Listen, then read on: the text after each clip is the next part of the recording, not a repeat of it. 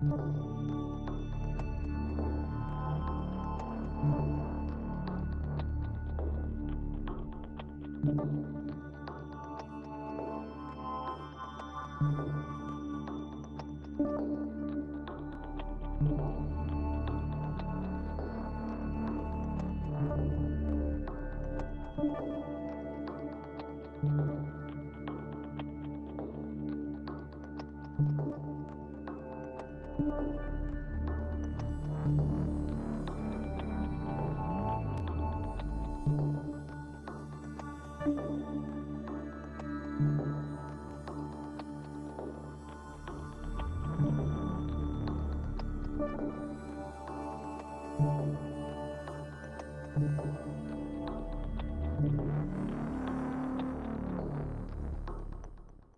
are live! Welcome to the Uncle Jimmy and Cousin Donnie Show, sponsored by the Beacon Tap, Signature Transportation Group, and now Cut Shot. So, Cousin Donnie, how you doing today, buddy? I'm doing well, Jim. It's great to be back here on another Tuesday night. Appreciate you guys for joining us. And the quick shout out to Cut Shot. We appreciate him for jumping in and being a new sponsor for this year. So that's awesome. Yes, Mike, as we said in previous shows, huge, definitely a huge opportunity for us. We're very thrilled to have him. And as you know, it's always good when you support the softball community, right? Yeah. So, yeah. And I think Mike, I know are always throwing him out there with bats. We've had him on the show a couple times. I think it's just good for everything in the game. I think, I know he's going to be doing some really cool bats this year. I'm really excited to have him a part of our show and a big partnership moving forward in 2026. Yeah. Huge shout out to Mr. Mike Heinrichs. Major national champion Mike Heinrichs. Look at that little juice box tonight, Jimbo. I love it. So we have a pretty fun show ahead of us. One of probably softball's favorite guys coming on the show tonight. Someone that everybody knows, and he's been a part of the SSA for a while. He's running his own tournaments, run his own team. He's always kind of been around the game, and that's Mr. Matty Dosen. You really think he's one of the favorite guys in softball? Yes. One of the most popular figures for sure. Are we really going to say that right now? Well, he's not on yet, so I could gas him up, and then we'll bring him back down to earth as he kind of gets on the show. I gotcha. So we're going to say that he is one of the most popular guys. He is. Okay. He does run a softball tournament every year that gets rained out. So yeah, part of softball. Yeah, every year. It's always on the schedule, though, and it just gets rained out every year. Hey, at least he makes the schedule, right? The Dana Strong didn't make it, Yeah. So. But yeah, how are you doing? I'm doing fine, my man. I'm doing fine. Just trying to, do all the work for you and I on our tournament, right? Because I know you help out so much. So, okay. Perfect. You know how that is. Good start to the show. I got a phone call. I won't say from who. Okay. But the person who I talked to was like, man, and Jimmy really rips on you a lot during the show, huh? And I was like, no, it's all in good fun. It's never a problem. No, it's all in good fun. I mean, yeah. The reason why we get along so well is that you rip me back. You know how it is. Hardly, but yes, sure. But yeah, no, let's move it right along. It's Super Bowl week, so a big week in the NFL. We got Patriots and Seahawks, so that'll be exciting. I'm sure we'll talk about that with Matty a little bit as he jumps on the show. But big week for NFL fans. Yeah, we got to have our pick of the Super Bowl, so we'll probably do that as well. I know we're going to also talk about the top 10 second basemen tonight. But before we bring Matty on, what were some current events that just happened? I don't know if you saw the Bulls trade today. Yeah, the Bulls traded Nikola Vucevic today. Yeah. And got rid of Kevin Huerter, picked up a nice guard in Anthony Simons, and then they got the player from the Pistons, Jaden Ivey, who's a good player, and then they got Mike Conley Jr. So picking up a couple of pieces. I still think the Bulls are going to go really hard for Giannis if they haven't already. I think that's kind of our big landing piece. Getting rid of Vooch, it kind of opens up some space for Giannis. Yeah, that would be great. What about other than that? Not a ton of moves in the NBA except for James Harden. Yep, James Harden going to Cleveland. So, I like that pick, actually. Well, they got rid of Garland, which, I mean, Harden I think they said over the last 21 was averaging 25 points a game, kind of back to his old self. After the Clippers kind of started out horrendously bad, I think 6-21 on the season. That's not very good. And I think they won like 8 games in a row, or like 8-3 over the 11 games. And then, James Harden is a 25 points a night guy. He'll get you a triple double if he brings the ball up. He's a great point guard, good ball handler, good passer. He's always been kind of lackluster defensively, but he's not there to play defense. He's there to score baskets. So in other current sporting world, the Bears losing a couple coordinators, or one coordinator, some coaches. How you feeling about your Bears, Donnie? Fine. The OC wasn't really calling the plays in Chicago anyway. It wasn't really up to him a whole lot with play call. We know Ben Johnson kind of does that. So I won't even really think that many people will notice that Declan Doyle is gone, to be truthful. Yeah. I know he's getting a head coach. He's getting an offensive coordinating job with the Eagles, right, if I'm not mistaken? Yeah. And then he'll be calling the plays there, which will be we'll see. So who is Ben Johnson going to yell at in the headset now that he's gone? The whole unit, whoever the hell he wants to yell at, probably. He's like you. He yells at whoever the hell he wants to yell at.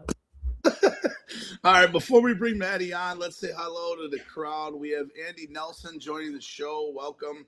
We have Dean, our boy Jake McTeague. Welcome. Chris Pohanka, our boy CJ, which has been – I haven't heard from CJ in a while. He just had a new baby. He's had his second kid. So had a baby boy, I believe, even though CJ lost my phone number, Donnie. I haven't heard from him, or you haven't heard from him either. So I talked to him yesterday. Oh, he did. So he finally did reach out. Okay. Yeah. What did CJ have to say? We talked a little bit about some things that we'll cover on the show tonight. Nice. Because we have a rumor mill. I already know the rumor mill, and I've got a good one for that. Oh, good. Our boy Nate Mikado, welcome to the show. Tommy Corlett, Drew Ladick out there, our boy Drew. God knows what he's doing. Probably doing a fireball right now as we speak. And our boy Dean. So welcome to the show, guys. Are you ready to bring Maddie on so we can make fun of him for the next 20 minutes? Sounds good to me. My man. Let's get him on. Let's see if we can. There he is. Look at him. Bennett Strong. Look at him, Dottie. Mr. Look at him good. Welcome to the Uncle Jimmy and Cousin Donnie Show. How are you doing today, Maddie? I'm doing fine. I'm ready to be your punching bag for the next half hour, 45 minutes. Hey, nothing wrong with that. Somebody's got to do it. It's good. It's not me for a little bit, Maddie. So thank you for being a part of this show. Really quick, Maddie, before we get into the softball talk, I see that you're rocking the Bennett Academy hat. Do you want to talk about kind of what you do for Bennett and explain your role with them? I appreciate that, Donnie. Thank you. Yeah. When my boys finished playing baseball, all three of them played varsity baseball, two of them at Wheat North, and then Marty, of course, who you know very well, played at Bennett. I kind of wanted to get back into coaching. And 2021, I approached Scott Lawler, who was the head coach, and asked him if there was any room for another coach. If they needed somebody to help, I would help in any capacity. And he hired me as a volunteer coach. And that year I coached JV. And then the following year in 2022, I went to the freshman level and have been there ever since. So I'm beginning my 6th year there, hearing about tryouts and practice. And I absolutely love it. I absolutely love the school, love the coaching staff, love the players. I really get my hands dirty and get to teach these young guys the game of baseball, and they show really a lot of respect for their coaches, and hope to continue to do it. I brought my brother in. I was able to get my brother into the program. He wanted to get into coaching as well, and so Marty coaches the JV level. I think he's starting his 4th year. So it's I get to see Marty almost every day on campus. And then just recently, I added the title of recruiting coordinator for Bennett for baseball, and I'm going to be doing some football recruiting for them as well. So I'm all in with Bennett Academy. Our programs have been going gangbusters here. Baseball, our varsity, we lost in the championship to St. Lawrence. Of course, our boys basketball team won the state championship last year. They're ranked #1 again this year. Our girls are ranked in the top 5. Volleyball team lost in the girls volleyball lost in the championship. So the athletic program is really been strong and solid. So I look forward to getting on the recruiting trail and looking at 6th, 7th, 8th grade players. We just hired James White, running back from the New England Patriots, as our head football coach. Oh, no way. So Wisconsin Badger, and scored the winning touchdown in the Super Bowl a few years back. When they played the Rams, right? Doing some recruiting with him. So as if I didn't have enough on my plate, I've got the spring tied up with baseball, and then of course we move into the softball season. But I love the action, love the action. You mentioned Bennett's the #1 team in the state. Who's their best player, and where is he going? They have really a dynamic duo that have both been on the varsity since sophomores. Jaden Wright is their point guard, and he's I believe committed to Eastern Illinois. And then Colin Stack is a 7'1" senior, and I believe he's going to South Dakota or North. I'm sorry, I should know this, but it's either North Dakota State or South Dakota State or South Dakota, I believe. So 7'1", huh? 7'1" who can shoot the 3. It's just I love going to the games and watching these guys play. Gene Heitkamp, who most consider to be the best coach in the state, along with Tom Kleinschmidt, of course, from DePaul, has got 3 championships in a row. They battle it out every year. I think as the 2 top coaches in the state of Illinois. Sure. And Gene, I had the pleasure of watching a couple of practices with Gene and just kind of watch him interact with not only the other coaches, but with his players, and the respect that he garners as he walks onto the field and does his instruction, and the way he does it, and to watch him on the sidelines, it's an absolute pleasure. The way he coaches kind of transcends all sports. You don't have to be a basketball coach to appreciate the way he runs his program and coaches his kids. So I'm hoping to take a little bit of that into this year with not only baseball, but softball as well. And the thing about it is with softball, coaching kids and coaching adults, 2 different, animals there. So sometimes with the Moneyline and the bankroll team, I kind of got to catch myself, because there are a few players, believe it or not, that want to be coached as adults, sure, in our sport. But there are some that they don't want to coach. They want an organizer. And I kind of got to walk that fine line to where, it doesn't sound like I'm being condescending or talking down to them if I'm trying to get something across to them. So sometimes I'm still in Bennett freshman coach mode when I go out to the softball field, and I'm trying to, that dichotomy, I'm trying to have it be a balancing act to where everybody kind of knows where I'm coming from, and it's coming from a good place, right? Yeah, sure. So we talk obviously on this show a ton about softball. The reason why we have you on tonight is about at least Moneyline, but you also run a team, Bankroll, and I just saw your best player on Bankroll join the show. That's Mr. Dave Bradle. So Mr. Dave Bradle in attendance on the show, as many of us calls him Uncle Dave. But tell me the difference between running Moneyline and running Bankroll in the 16-inch world. Just because you got a lot of older veterans on the Bankroll squad, from my understanding, compared to what you have on the Moneyline squad. And I believe a couple years ago in the Major National, Bankroll beat Moneyline 2-0 with you playing for Bankroll. So let's talk a little bit about that, because I'm sure going into the night you knew I was going to bring this up. But that being said, tell us what is the difference between, I know one's an A, one's a major, but tell us the difference between coaching those 2 teams, and you do it obviously every single year for what, the last 5 years, I believe. This will be my 7th year for Bankroll. Started COVID year 2020, and then this will be year 6 for Moneyline. Yep. And the reason why I started Bankroll was because all my boys were all playing on the team at that time. So again, a way to spend more time with my adult kids. And, they really enjoyed playing. And of course I still enjoyed playing. So, but you asked a great question about the difference, and there is a big difference. You touched on it. A lot of veterans on the bankroll team, guys that I've played with or against for 35 years. I'm 55 Right. now, and we've had 3 or 4 guys that are actually older than me on our team. And I'm really proud of the bankroll team because at the A level, we compete, and we very rarely are we overmatched. Even when we've played some of the upper echelon A teams or even some of the major teams, I think we've competed at a pretty good clip over the years. And, we've won some games. We finished high in some tournaments, and the same guys keep coming back. And it's a testament to them that they still want to play the game. Dave Bradle, I think Dave's 60 or 61 now. Johnny Pellegrino, Tommy Matea, both over 60. Brian Fry is a year or 2 older than me.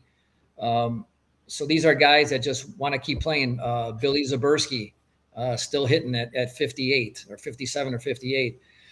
So it's really an honor to play with these guys because I've done it so long with them and against them that It just kind of gives me, every time I walk off the field after a tournament where we've played well, maybe come up short, of course, but I just get a huge sense of pride, a huge sense that, we're still at it, we're still competing, and we're still in almost every game, and then when we've had a couple of really, really great pitchers the last couple of years. We've had Jake Zeman and Mickey Balestri have kind of alternated years with us. And both those guys have been really good pitchers for a long period of time, both on the major and the A level. They keep you in every game. They're super smart pitchers. So that's been a key to us playing well. With Moneyline, great guys. I mean, fantastic bunch of guys. And you really need, at the major level where there's a little bit more politicking going on, a little bit more, intensity going on, you got to have guys that you really like to be around. And we really, haven't had a lot of drama on the team, which has been great because that could really easily creep into your team, the drama part. And the guys have always been upfront with me, Maddie, I'm going to miss this game. I'm going to miss this game. I'm going to miss this tournament. Great. Let me know. We'll work it out. And, we've had our ups and downs. Again, we've played some really great games and beat some really great teams. We've had some good finishes in some tournaments. We finished, top 4 in some of the major tournaments over the past couple of years. We just haven't got over that hurdle yet. But, we keep adding every year. And, the key, getting Brian and Ricky and now Robbie, guys that have won before. You can never have enough guys that have won before on your team. So these guys are winners. They know how to win. They don't panic when they're behind. So that really, makes it a lot easier to run a major team when you've got guys like that are going to be, in the game behind the guys, no matter what the score is, up or down. And it's really been enjoyable. Believe me, I don't do it, begrudgingly. I do it because I love doing it. I love the sport, obviously. That I don't think there's any question about that. But I love the guys on both teams, so I'll continue to do it. And we'll see what happens in 2026. I'm looking forward to it because these are the dog days of winter, and I am bored. Yep. Yeah. So, Yeah. Donnie, before you go with your first question for Maddie, I just want to tell the audience who's watching right now, we've got over about 65 people watching, so live. Those people out there, please, if you have any questions for Maddie, please put it in the chat.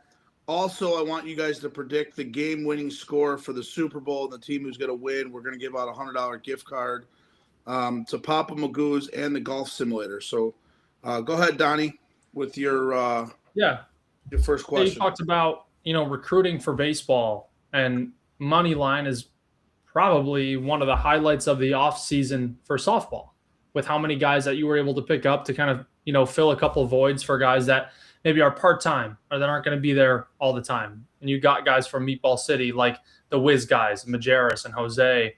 And then you went and got Tommy Lentine Sr., Chris Miller. You got that recruiting piece of it. And now you got to go recruit 13-year-old kids to play baseball, 14-year-old kids to play baseball. Talk about the big differences in kind of doing that? How do you convince Tommy Lentine Sr. to come play for your team and then convince a kid coming out of 8th grade to come play for Bennett baseball? Well, I think it's going to be a lot more difficult recruiting these kids and, having the parents jump on board because they don't know anything about me. Right. Okay. Maybe a few of them, through a friend or of a friend, Yeah. But the guys that I'm recruiting to play on the softball team are guys that know me, that have been around me, that have played with me, that have played against me. They kind of know how I run a team. They know that I'm organized. So it's a lot easier. The hard part about recruiting softball is, I try not to tamper by tampering means I don't try to talk to guys until I know they're leaving a team and they pretty much make first contact with me. So, once I know that either maybe the team like Meatball City, they were not going to have a team anymore in March, then it makes my job a lot easier. Then I just kind of have to convince them, hey, you're going to be a good fit for the team. All the guys on the team. We've got some really, top talent on our team, which makes it easy when you've got guys that other guys want to play with. That makes it a lot easier. It's not, they're just not coming to play. I never look at it. They're coming to play for me. They're coming to play on our team with our guys. I don't make it about me. I mean, there are plenty of guys that do what I do. It's about the team. It's about how we get along. It's about the no drama, getting back to the, it's about how, we enjoy being around each other after a game. We all stick around, have a couple of beers after. We don't get in our cars and go home. So it's a little easier when the team's broken up. These guys still want to play ball, and then I could, try to convince them to come play with guys that they know and respect. Yeah. The baseball thing, I look forward to the challenge. It's going to be fun. I think one of my strengths is my communication. I think I'm a good communicator most of the time. And I think that, as long as I lay out why a 12-year-old or a 13-year-old or a 14-year-old, why they should think about going to Bennett, I think I could lay out, all the pros about that in a pretty convincing manner. And I think the school sells itself. I mean, average ACT 29. We're one of the elite academic high schools, not only in Illinois, but in the country. And again, our sports program has really taken off here in the last, 5-10 years. One thing I wanted to kind of piggyback on that with, and I wanted to ask you, who's one new guy that you're really excited for to be on this Moneyline team? I've told him a couple times. He probably thinks I'm a weirdo, but I have a feeling that Jose is going to have a monster year. Yeah. I mean, I've actually envisioned him just going on a tear and just ripping the left center gap, ripping the right center gap. I just everything about Jose's attitude and about his talent, I think, is going to mesh perfectly with our team because he's very selfless. Right. He's great. If he's in a lineup, great. If he's coming off the bench in a game, he's great. If he's going well, he's great. If he's struggling, he's great. Well, he's got a smile on his face. He's a great teammate. But I think that his talent is still untapped. I think he's got 1 or 2 or 3 more gears to go, and I see him having a monster year for us. Sure. Yeah. You won't find a hat that fits his head, unfortunately, because he has the biggest head I've ever seen on a human, but that's neither here nor there. Jimmy, go ahead. Donnie, I want you to go ahead and read the question that's on the screen from my nephew, Stretch. This is Stretch. He says, what does Tropicana have to do to get Maddie's orange juice business back? Go back to 64 ounces, Stretch, and then I'll think about buying buying the orange juice. Little it is a scam. I was just talking to Josephine about this. 5 years ago, 64 ounces, 59 ounces, 52 ounces, now 46. That's a scam. Nobody talks about it. Come on. It's ridiculous. And the prices keep going up. Stretch, it's not fair. Stretch has some good ones once in a while if you know what he's talking about, but you got to be on his level sometimes. Oh yeah. I thought that was a pretty funny one. He's very witty. He's very witty. Yeah, he saw that post. And I did find somebody to take my change. I did take somebody to take my change today, a bank stretch too. So they didn't charge me 10%. There you go. So, all right. No, it's all great questions. All great questions. And I appreciate you let me talk about Bennett. I really appreciate that, because I'm just like softball. I'm really passionate about coaching baseball. I love it. Every day I walk out there, you're on the baseball field. It's a great thing. I'll tell you one thing. There's some good, softball players that have children. Believe me, I've already reached out to a few. Yeah. And there's a few more I'm gonna reach out to. Yeah, no. So I mean, obviously you could use our show as a recruiting tool, of course, right? That's what this is for. But my next question really kind of goes along the lines with Moneyline. Not so much bankroll, but more Moneyline at the major level. You talked about getting over that hump and talked about possibly winning a tournament. What's that going to take for Moneyline to do that? Like, what do you feel that is the missing piece, or was the missing piece from previous seasons?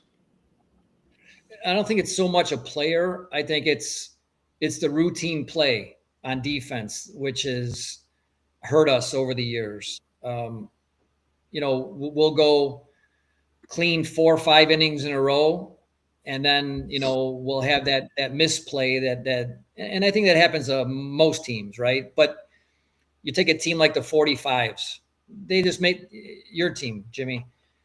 Historically, they've been the best defensive team in softball. They always haven't had the best offensive lineup, but defensively, I think I could come on here and say that historically over the past 15, 20 years, they've had the best infield defense. And they make the routine plays. They don't hurt themselves, and they don't give an extra team, 4 or 5 or 6 outs in an inning. So that's really been our that's really been something that, has I think kept us from getting to that 3rd place, 2nd place championship game. And because I think we have the hitting. I mean, I think last year we proved that we could hit with anybody. There were games where we were behind 6, 7, 8 runs, and we came back and either tied the game or took the lead or won or end up losing an extra inning. So, we could hit with anybody. It's just making those routine plays on a consistent basis, I think. And, I'm hoping that, some of the guys that we've added are going to help that cause. Go ahead, Donnie. Yeah, that's true. I've always even at the beginning of the year last year, when we were playing, I think you guys were playing North-South, and you drew like an A team in the first game, and the final score was like 22-18. And then your second game was maybe against I think it was Menace that you guys had played in the first game, or Goodwood or something like that. It was Traffic. Traffic scored, right. I think they scored 12 or 13 in the first, and we came back and we beat them.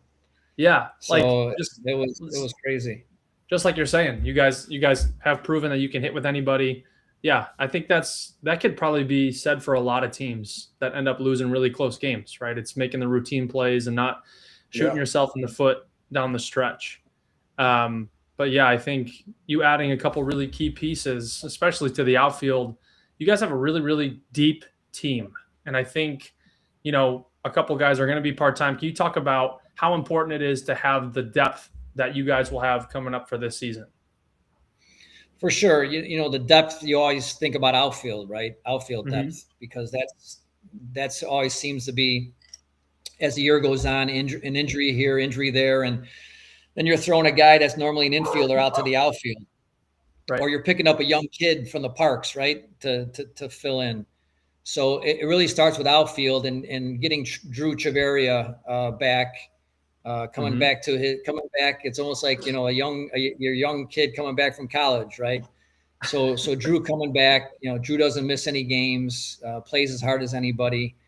Be great, pairing him up with Ian in the outfield, so center field and right field. We got 2 of the faster outfielders out there. And then Jake Majerus coming over. Jake's like a jack of all trades, obviously, outfield for most of his career, but can play the infield as well. And then Chris Downs, who last year came over, and it was the first time I got to play a full year with Chris. And Chris had a tremendous year. Tremendous year hitting. And you can't ask for a better guy and a better teammate. And Chris is like, Maddie, I don't care. If I play, I play. If I don't, I don't. I'm going to come. I'm going to be a good teammate. I'll be off the bench. Who doesn't want a guy like that, right? Right. So, and we had young Nick out there last year. I'm not sure. Nick's a student at Arkansas. Mm-hmm. Not sure if he's coming back yet or not. But we at least have 5 on paper outfielders. And then infield-wise, we have a team that has got a lot of young fathers, and then got a bunch of young guys who have friends that are getting married. So it's going to be mix and match this year with guys coming and going to weddings, bachelor parties, kids games, communion parties. So I kind of know it's going to be one of those years, and that's why I needed a lot, and they have a lot of bodies. So people are like, "Man, Maddie, how many guys you picking up?" Well, we're going to need all these bodies because not everybody's going to be there all the time. So Sure. I'm kind of looking forward to that. Playing this guy here, this guy there. Working different lineups. That'll be interesting. We'll see how that plays out. But we do have depth. We got a lot of guys that can play a lot of positions in the infield, and so it'll be interesting. But I think it's going to be fun, and I think everybody's going to play. And you go into the season, sometimes teams worry about is this guy going to get enough time? Is this guy going to get his at bats? But it all seems to work out in the end. Yeah, it always seems to work out. Very rarely does a guy quit a softball team because he's not playing. That happens once in a while, but it doesn't happen often because, again, injuries and life gets in the way, and guys end up playing more than they expect, right? Right. Especially nowadays with commitment. So my next question is actually kind of out in left field. I've been saving this one. So you picked up Tommy Lentine Sr., correct? Correct. You have yourself on the team, correct? Because you manage and coach. I'm just coaching, not playing on Moneyline, correct. So tell me why both you guys can't recruit your own kids to come play for Moneyline. Well, my major kid is in a different state.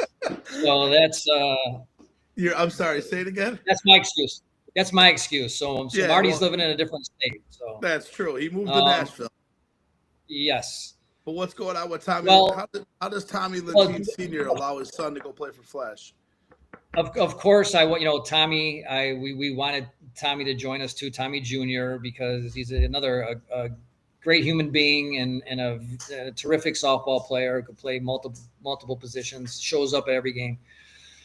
And Tommy was totally honest with me. He said, "Maddie, there's guys on Flash that I've been wanting to play with for many years, and now I've got an opportunity. I'm going to go over there."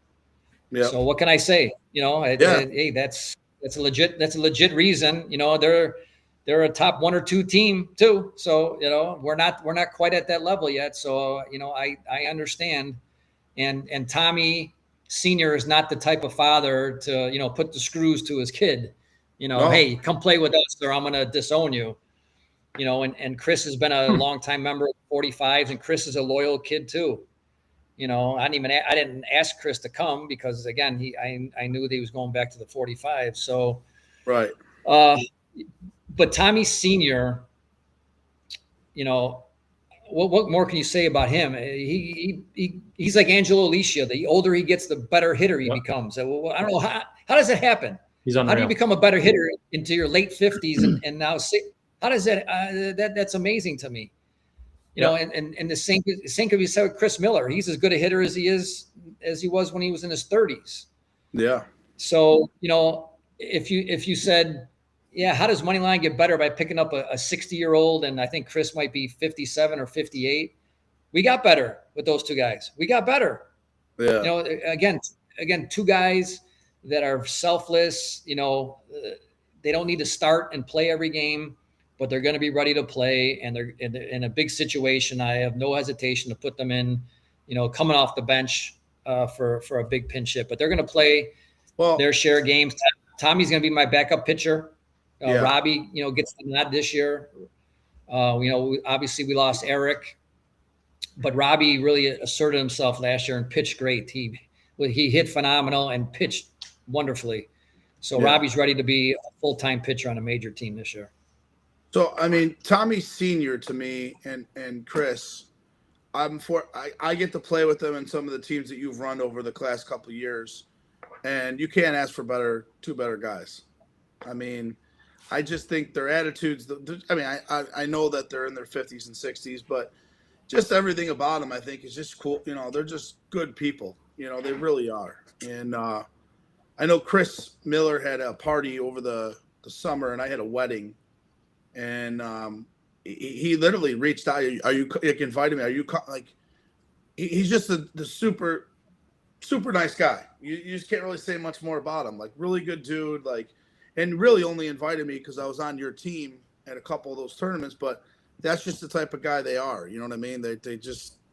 So I think your team does get better by adding those two guys, just from the morale standpoint, because they're going to make things calm, fun, outgoing. Sure. You know, and they know how to have fun a little bit too. They're funny guys. Like, you talk to them, they're pretty funny. They get a kick out of it. You know, they'll bust balls with the best of them. You know, Tommy's got that dry sense of humor, and Chris he's not shy of sharing his opinions. And then, you know, the Meatball City guys, right? Donnie, you know all these guys. You played with them for, you know, a number of years.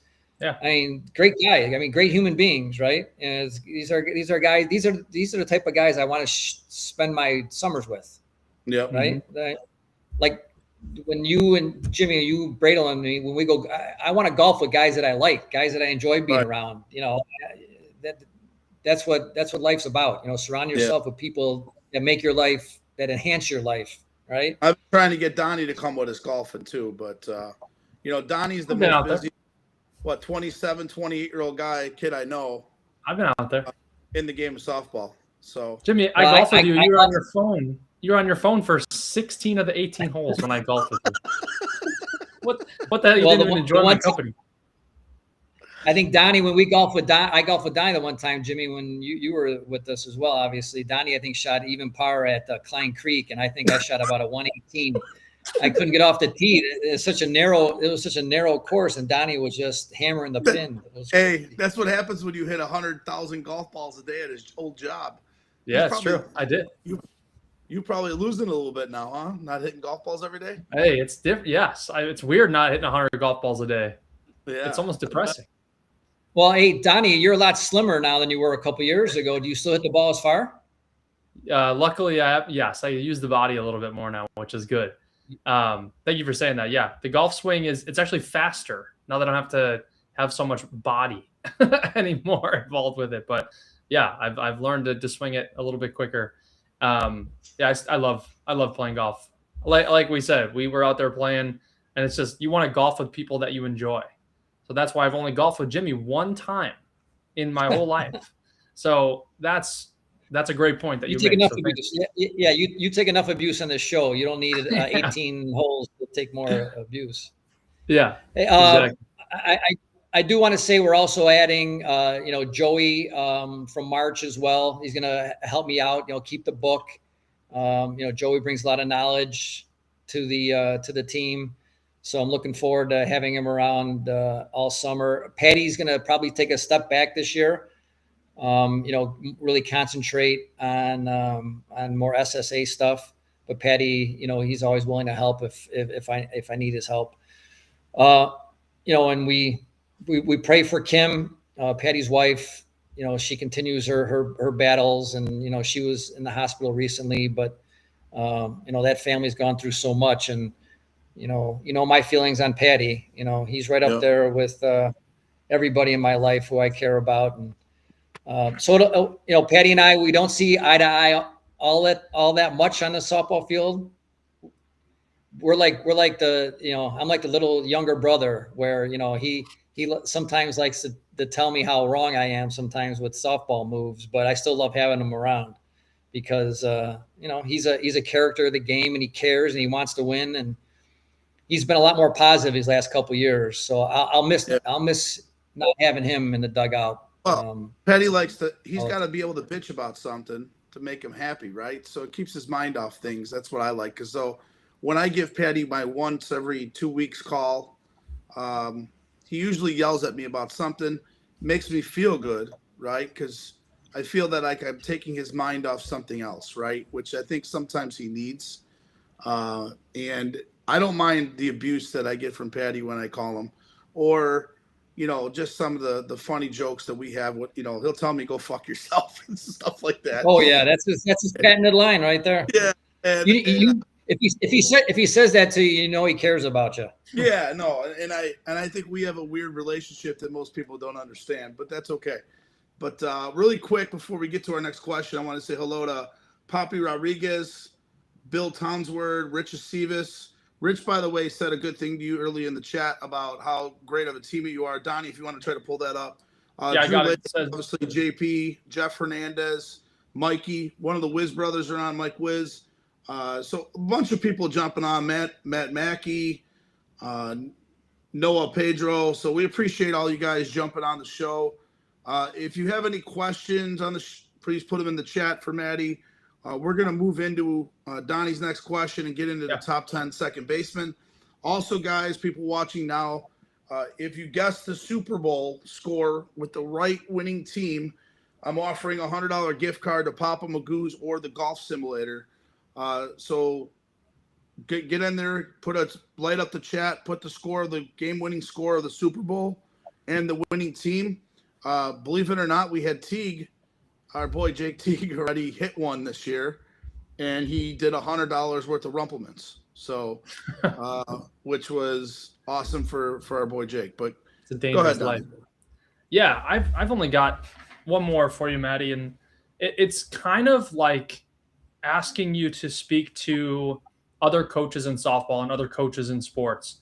When you do end up getting all the guys to show up to games, I know you're just doing Melrose, so you'll have, I think there's like 13, 14 games in there that are guaranteed. When you're getting everybody there, how are you speaking to the guys that may not be in the game or guys that may not feel like they're a part of it when you've got the full lineup and the full roster there and you're putting the best 11 guys out there? What do you kind of say to the guys on the bench there that, is reassuring?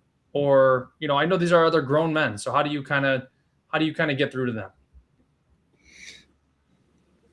Communication definitely is the key there.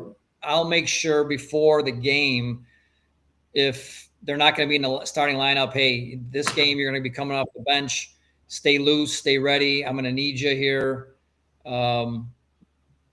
Because the last thing, when I was, in my prime playing, and the worst thing that could happen is when you're expecting to play and the coach reads the lineup off and you're not in the lineup. Yep. So that, I didn't get upset too often when I played, but those were the times where I got a little hot, right. When I thought I was definitely going to be in the lineup, thought I was playing well to be in the lineup in a big tournament or a big game. And then they read off the lineup and you're not in there. So I always make it a point to tell the person that's not starting, hey, doesn't mean you're not going to play a big part of it. You may bat once, you may bat twice, you may bat 3 times. I just need you to be a great teammate, and I don't expect you to be happy about it, but I expect you, to not pout on the bench either. So it's not an easy conversation, but if you want to have a team without a lot of dissension, you gotta let them know that that's going to be the case for that game. That's the one thing I love about the Melrose League is, with the double headers, you're going to be able to get, everybody, a swing, 2 swings or 3 swings. They're not coming out there. Everybody's busy and everybody's got other things going on. So communication, Donnie, is numero uno. And you be sincere about it too, because guys know when you're, BSing them too. Sure. You gotta, when you're not being sincere. You can't lie. You got to be sincere. You can't lie. Just tell them how it is. And if it is a case where you're struggling, the guy's struggling. Let's just say the guy goes 2 or 3 games, doesn't have a hit, not even making good contact, struggling in the field. Hey, this game, let's just take a rest, take a breather, and just, be a good teammate for this game. I'll get you back in next game, and kind of go from there. So guys know.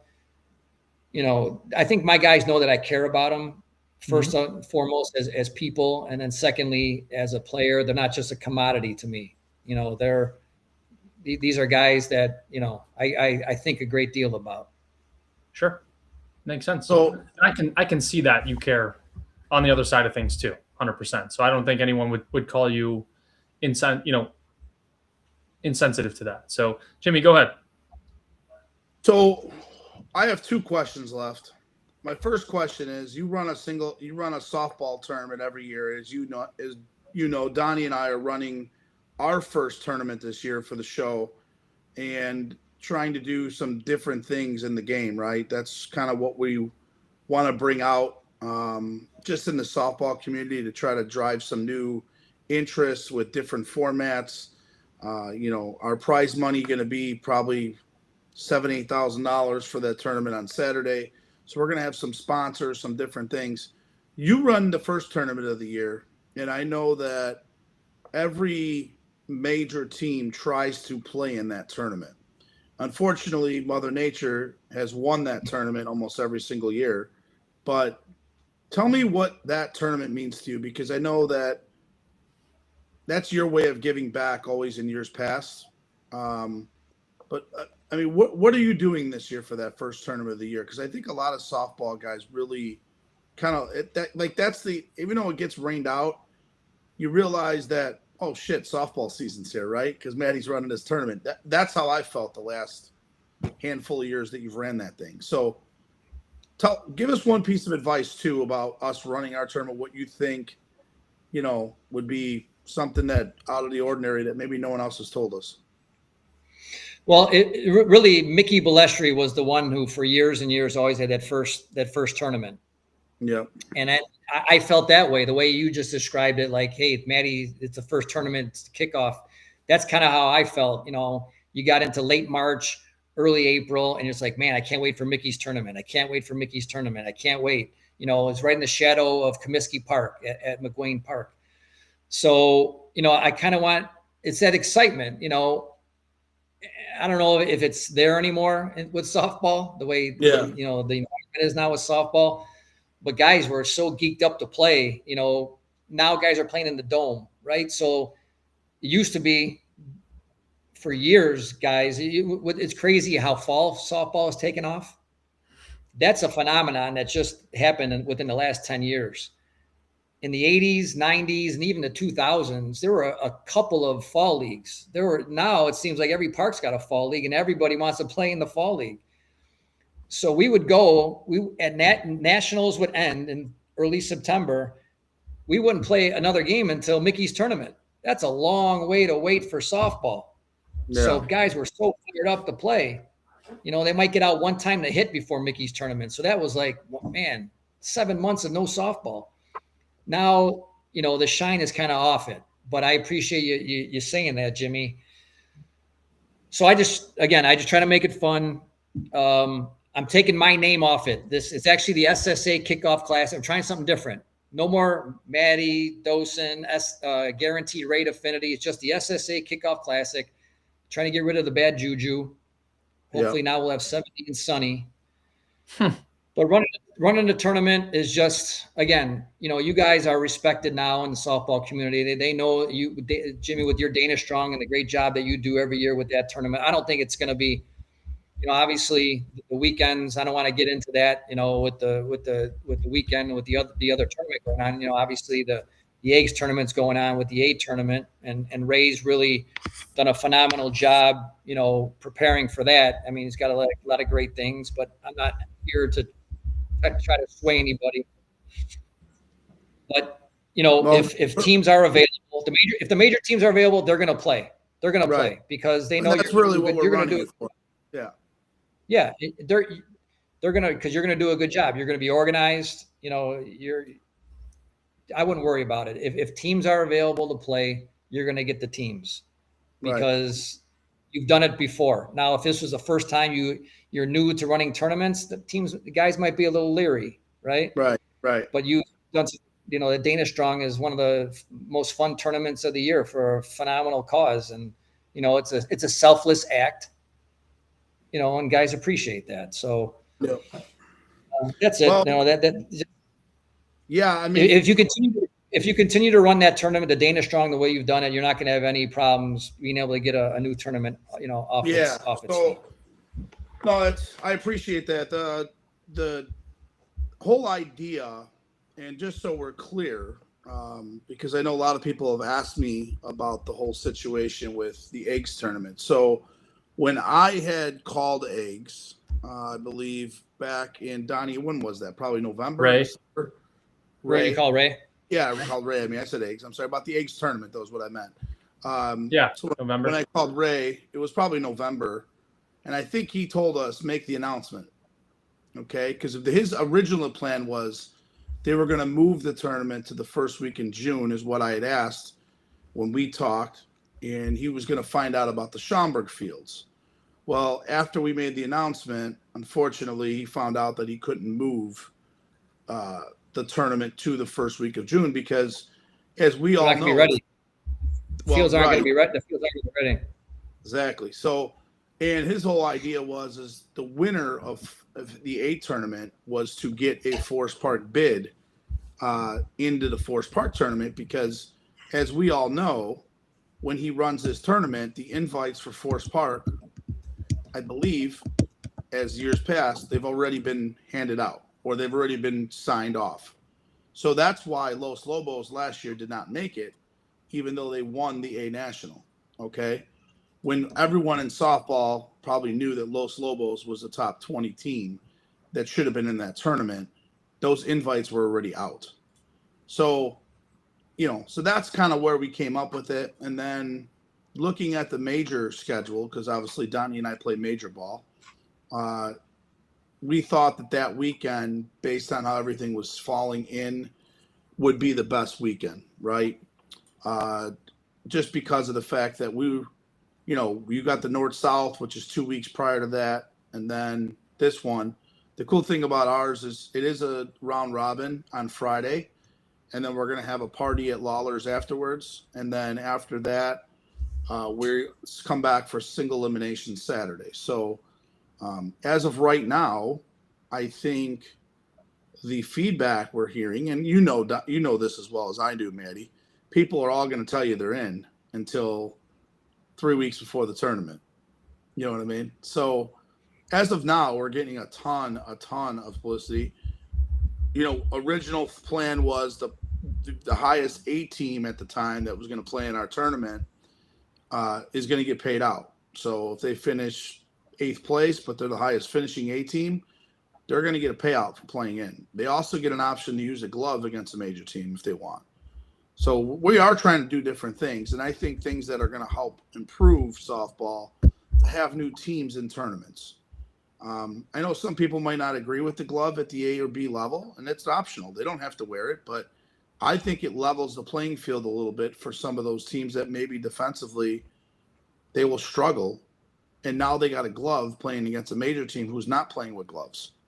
I think that's going to level the playing field a little bit, Say what you want. I think you're going to get some upsets with that. Plus, it also allows us to maybe try to draw like the psychopaths, some of Resmondos that don't play barehanded to come play those tournaments and be a part of an event that, quite frankly, we want to continue to do year after year. Having Steve Cashel announce the championship game, having the mayor, Bobby Lavero, come out for the first pitch, doing different things in the community to drive more people to the field, ideally is what this was about. So a lot of people ask me why. Well, it wasn't initially meant to be the run up against the Eggs tournament. That's not why we did it. So I know that's what they want to show, or that's what they want to say. I've heard it now from multiple people. So that's not what it's about. But that's why I asked you too, though, like, what is a piece of advice you can give? And I appreciate your advice. But I wanted to make sure that is clear too, because I know that's something that people always ask. But go ahead. Yeah. So my tournament, or I shouldn't say the SSA, the kickoff class is going to be Saturday, the 25th. Yep. Still maybe single elimination. We're still kicking around whether it's going to be a consolation bracket or not. If it's a consolation bracket, we may go to a one pitch in the consolation bracket. Yeah. So 3-2 count. That'd be cool. That's awesome. So a little something different. And we're looking at a couple different parks. Mount Prospect is one possible option. Go back to Mount Prospect. It's been a while since we've had a tournament up there. Obviously, we'd have to conclude it before it gets dark because there's no lights. So that's coming soon. I'll be reaching out to teams. If teams are interested, let me know. Cool. We'll probably have the usual suspects, but we'll cut it off at 16 teams for sure. The one pitch, no bitch is awesome. They play it in the dome with the 14-inch. It is really cool. Games are over in 30 minutes. Yep. Well, something different, in the consolation bracket for sure. Yeah, absolutely. That's a very, very cool idea. Love it. Hey, last thing before we get to the list, I want to run. Coming up, at our SSA board meetings, we always we talk about the rules. One rule I want to implement, and we'll of course we always vote on it as a board. But I want to get your thoughts on my idea. In double elimination tournaments, Westchester, Midsummer, our national championship tournaments, the team that goes undefeated, when they get to the championship game, they have, in the first game, have their choice of home or away instead of just a regular coin flip. I think that team should be rewarded with that choice to have a little advantage over the team coming out of the losers bracket. What are your thoughts? That's going to be one thing I raise my hand at. I like that. Yeah. No, I 100% agree, because that gives them a little bit of an award for winning the winners bracket and not having to. I absolutely 100% agree. I love that idea. Just like I know it was your idea last year to bat 12. Yeah. They had been doing it in the league. So I'm like, well, let's just do it especially the tournaments where sometimes you get a lot more guys, right? Yeah. And if you've got 12 guys that could hit, why not do it? Why not do it? I know my brother's not a big proponent of that. Patty's not a big proponent of that. But yeah, I don't think that's really cost us any games over the last couple of years, because I've betted 12. If we had 12 guys going good. So anyway, yeah, that was just a way to get another people are out there, giving up their time, get them in the game. Absolutely. Yeah, that's a good thought. And it'll probably work well with Moneyline this year too, since you guys added so many guys. And if you get everybody out there, it's another, reason to get somebody in the game and get swings. I know Flashback, they were happy with that rule too, because they did it in the tournament. Yeah, exactly. No, great. Very cool. So, Maddie, my last question is the question I know I've asked you before, but is there anything new that's come to your head that you would like to see in softball now that, a year or two has passed since you've been on the show? I believe you were on the show a couple times in the beginning, and then we did an interview with you on this. And then, so I know you've had this question asked before, but what is something that you would change in the game? Is there anything new that has come to your head from previous answers that you think like, hey, we should give that a shot? Or just ideas like you just mentioned, the one pitch consolation bracket, which is really cool. I don't know, guys. I mean, I've kicked around thoughts, and I don't know. I just think things are cyclical. I was thinking about one of the reasons why maybe it's not so popular with the younger groups. Coming up, we didn't have travel baseball. I've talked about this before. We didn't have travel sports, coming up. Yeah. So when I wasn't playing Little League, I would go to it with my father to the games. So I'm just going to take two kids right now that are really good baseball players, right? Jack Nakanishi's son, Jack, Timmy's son, Eli, fantastic baseball players, right? I mean, they play travel baseball, and they're playing every weekend at a high level. And they're not going to watch their dads play softball because they're playing baseball. So all these kids that are playing travel sports are not getting that same experience of going to watch their fathers play softball. Right. Therefore, I don't think that there's going to be that love of softball once they get to the age to play softball, if that makes sense. So what did you think, Jack? So to your point, what did you think of Jack's comments last week on the show when he said that could you possibly see softball moving to weekend tournaments and no leagues to basically follow what the kids of travel ball are doing now. What did you think of that? Because you just brought that up. See, I think it should be the opposite. No weekends, just during the week. That way, the parents there's no conflict. Parents do this. The fathers and wives who watch softball could go watch their kids on the weekends play travel ball. We play softball during the week. I think that Donnie, would be maybe a solution to that. What are you laughing about, Donnie? It's kind of tough on I don't have any kids, so I don't really have much of an opinion on this one. I like hearing about it though. I mean, Jimmy, you never seem to have an issue with it, so you're always at games. Yeah, no, this isn't really my forte. But Jimmy, when you first started playing, remember all the kids that were always running around in the field and they're shagging balls in the outfield. You don't see the 9, 10, 11, 12, 13-year-old boys out there with their fathers anymore in softball, carrying their bat, carrying the bat up to the practice field. You just don't see that anymore because they're all playing. They're all playing. How are they going to fall in love with the game of softball if they're playing baseball? It's just, yeah. I would bet 25% of the guys that are playing softball right now went to watch their fathers play softball. Yep. And these kids aren't doing it because they're playing sports themselves. They're playing the travel. It's just such a time commitment. I don't know. I just think I don't know.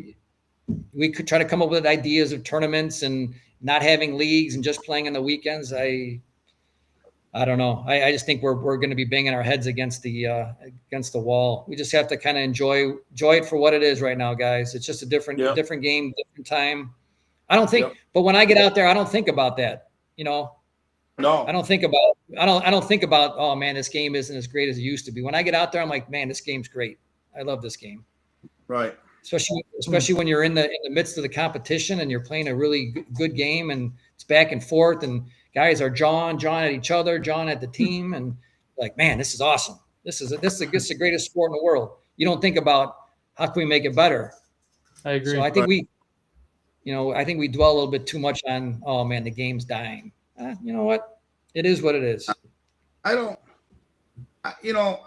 think the game is necessarily dying. I just think there's no change. I think it's just the same shit all the time, and people get bored with it. Donnie, your phone's blowing up over there, and I see you laughing at your phone. Who's texted you? Freaking so Maddie runs a team in a tournament every year, and it's a brothers team.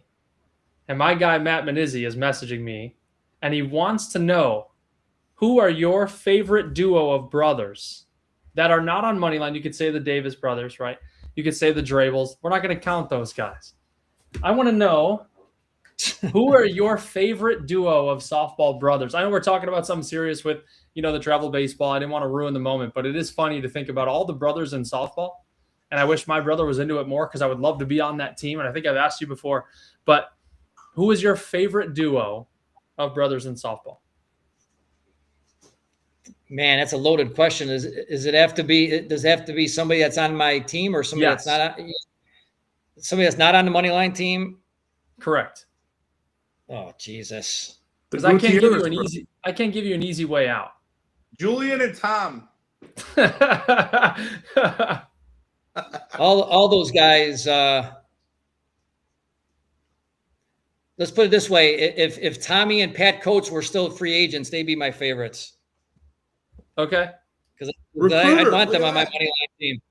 I'd want them on my Moneyline team.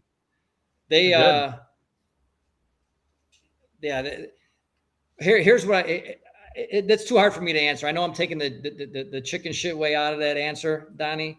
but that tournament, those guys play so hard. Yeah.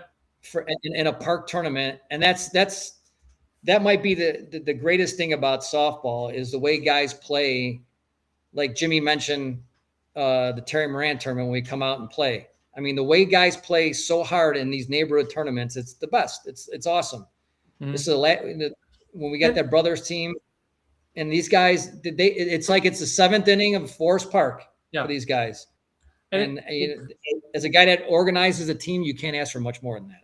And it could be just because these guys are getting the opportunity to play with different people, and they don't want to let a new group of people down, right? People that they just sometimes met that day, or some they'll never get to play with again, So they don't want to be the reason why those guys aren't in the tournament anymore. It's a lot of the reason why guys play so hard with Papa Hops, right? That's the one time you play with that group during the year, and you don't want to let those guys down because they've been looking forward to that tournament the whole season. For you to be one of the major guys and screw up and make an error and not get a hit, that stuff lasts. I think it lasts more than a lot of the major tournaments, the implications for making big outs and big errors in major tournaments do. So just thinking about why people play so hard in those tournaments, that's probably why.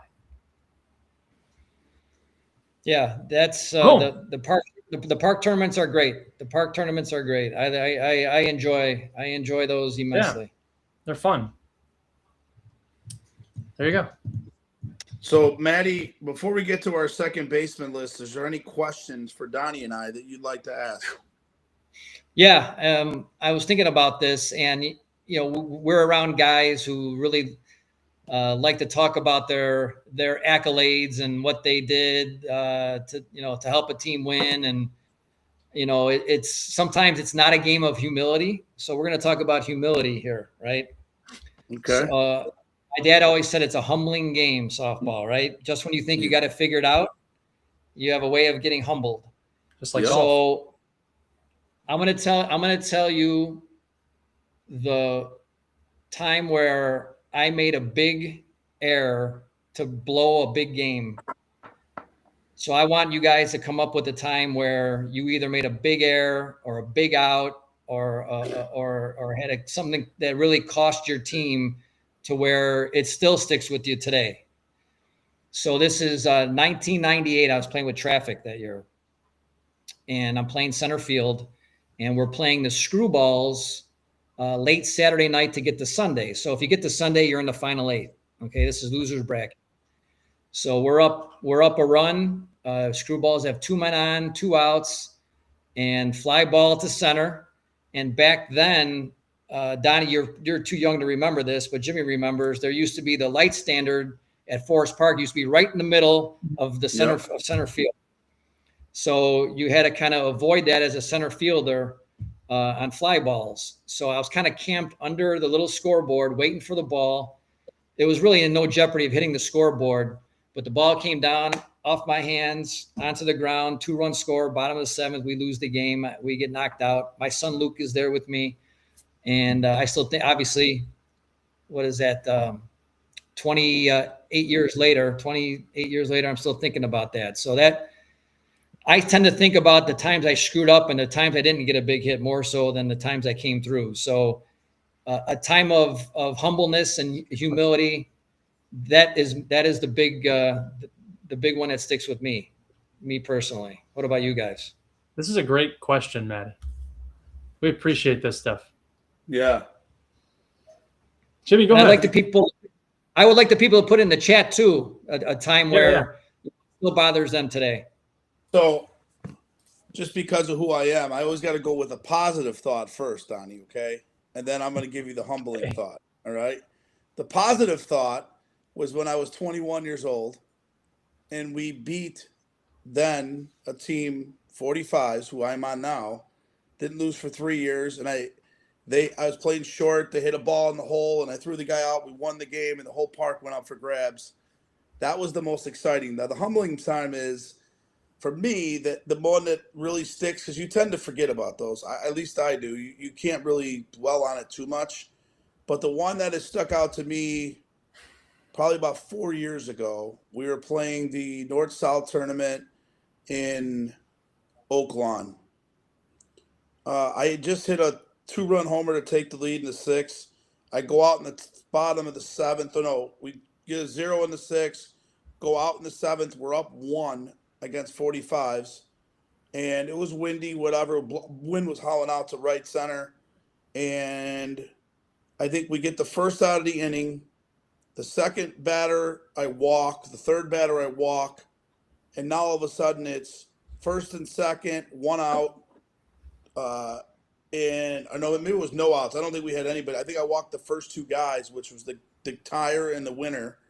We get an out, and then the next guy gets a base hit, or we had a walk. It was somehow it was second and third. We had to walk the next guy to load the bases. right? Because it was first and second, they moved the runners.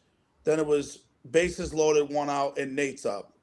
And he gets a hit to right field, and we lose the game. So I just felt like they didn't even get it. They got 1 hit, and we shut them down pretty good. It was a 5-4 game at that time, the whole time with the wind. And now we lose 6-5 because I basically, I just started pitching kind of full time. And just for that 2 batters, just all of a sudden just couldn't throw a strike. And then it kind of happened to me again this past year. 4 years later, it happened to me one time. I was a little pissed off, I ain't gonna lie, but it happened to me again. So it was just kind of one of those situations where it's like you forget. I know where this is going. But at the same time, no, it ain't going anywhere.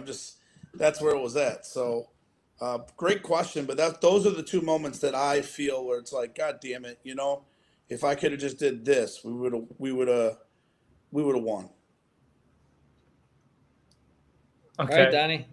It was like my second year playing, and I didn't really know, much about the game. And I played with a really kind of like bad team at Genera Park, and they hadn't won a game all year. And we were playing against the team that was in first place. It was a Genera Park like B League. It was my like Forest Park. I didn't know anything. I didn't know any better. I came up in the bottom of the 7th. We were tied. All I needed to do was hit a fly ball or anything not to the pitcher. And I grounded into a triple play to lose the game for that team. No way. And since then, like, I was like, I can't believe I just did that. Like, I never want to play softball again. And I was like, 20 years old, 21 years, like I just started playing. I didn't know any better, but triple play, hit a ground ball right at the third baseman. And he stepped on third, threw it to second, threw it to first before the guy got home. And I was out by 2 steps. and I think I cried. I want to say where was that at? Genera Park. In the B League. What is your most humbling experience at the major level now that you're playing the last 4 years? No one cares about the D League at fucking Genera. Hey, no one cares about your home run either that you talked about. Hey, you gotta tell the story. Most humbling. The reason why I tell the story is because you go from the ultimate high to the ultimate low. That's the whole point. That's the humbling story. See, Maddie, you're dividing us even more. I'm trying to think of like at the major level. Man, Donnie hasn't been humbled yet, Jimmy. I have been. I got humbled my money line at midsummer for sure. In the first 2 innings, I got pulled out of that game. But midsummer classic last year. This is a good Midsummer classic for sure. Last year humbled me more than anything. Oh, and I would have went with you falling around second base. I fell on my face. That was good. We have it on video, don't we? Yeah, I fell on my face against Chuck's in Midsummer Classic, but later in that tournament, when we made the run through the losers bracket, I got pulled from the circus game and we won the game. I got pulled from the 45s game, we won the game, and I got pulled from the first flash game, we won the game. So I led up probably 6 to 8 runs in each of those games, got pulled. Q came in, didn't let up a single run in the next 6 or 5 innings. In each of those games, we ended up winning all of those games. Wow. So that was 2 seasons ago. That was my first year with Signature.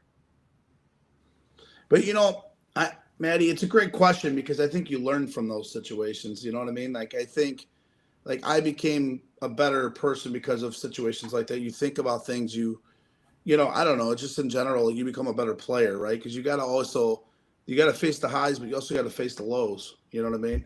I know someone put on here, JP, what about the Nicky Lopez tournament? That's pretty funny. That's Popcorn hit the 2-run homer, the home run to right field over right center. We lost 5-4 or whatever. Another one, 5-4 or 6-5 or whatever it was, 7-6, something like that. That was pretty good too. But to me, that's just a guy hitting the ball. I'm talking about me physically losing the game. Like those are the 2 big points that stick out to me. You know what I mean? And, of course, I probably had a million of those situations back in the day at shortstop. You just don't remember them, though, because balls are hit to you. I think that's a good sign. That's probably why you've had a lot more success than me in your playing career, because I tend to dwell, and that's the great ones forget about that. They shake it off, makes them better. They don't think about it anymore. I don't know. That just I always tend to think about the times I screwed up more so than the times I do well. Mickey had to remind me one time we won the Hawthorne tournament back when the Hawthorne tournament was the Big 8 tournament of the year, Right. in Cicero. And he said that I was all tournament. I don't know. I hit 5 something. I'm like, Mickey, I couldn't tell you one at bat in that tournament. I don't remember. I don't. I remember we won. We played well. My brother was great. I couldn't tell you one hit that I had in that tournament. Donnie, funny how the mind works. Yeah, no, and I think that's part of the game, right? That's part of what we do. And I think the best part about softball, there's always tomorrow, right? And we tend to forget when we make mistakes in that game. You might be 2 for 3, you might be 3 for 4 with 3-4 RBIs. None of that matters because you missed the ball, or you made an error, or you didn't get a hit in the spot that you did. And to your point, that's why I think a lot of us do play this game, because, Rismondo found out really quick. I talked to Travis Clark even last year when they won it. A lot of their big time players did not hit well, and then they came back this year and they kind of struggled again. Their minds, I feel, weren't as much into it this year as they were last year. I'd be curious to see how they're going to be next year or this year, I should say, in 26 when they come back. So, well, but I think in fairness to them, though, it's going to take them a game or 2 or 3 to really get into the swing of things, for not playing all year, and to draw a signature. That was a tall task for them. Even the year before, they really didn't get going until about game 3 or game 4. Mm-hmm. Yeah. So, there's no shame in losing the signature at all. And then they came back and, won some good games, and just happened to run into a really a hot iron team that played really well. And CJ is a super smart pitcher. Yep. So, he took advantage of sometimes he gets the high pitch, sometimes he gets the flat pitch, sometimes he takes an extra drag step. So, CJ's crafty like that. Yeah. Oh, it's a great point. All right. You ready to get into the top 10 here? Yeah. Let's rifle through. Maddie, you're going to stay on the show with us. You can make some comments as we go through. Donnie, I'm going to start with honorable mention. My honorable mention has been a teammate of mine on my OBI days. He is now in his mid-50s, but still playing pretty good ball, and that's Sammy Bertucci. Okay. Honorable mention. I like that. Played for Pharaohs a lot last year, right? Second base for Pharaohs. Had some big hits last year, too, for Pharaohs. He did. I want to say he hit a home run in no glove against Impact in a really big spot for them in their first game. To tie the game, I believe. Uh-huh. Yeah. Because everyone's like, man, Sammy Bertucci just hit a homer. And it was like. And he just came off knee surgery. He's 1 year removed from that. Sammy's always been a gamer. He's always a guy who cared about softball. Somebody who's, will definitely drive you nuts. He's still a threat. Sammy's still a threat. Yeah. You gotta worry about him when he's up there, and he always plays hard. Only guy I know who drinks more, and you can understand him more. Sammy Bertucci. I've got 2 honorable mentions actually, but the first one is Drew Schulte from Chucks, and the reason he's not in the top 10 for me, I haven't seen him play a ton without a glove. The exposure that I do have without a glove, I've seen him struggle a little bit defensively.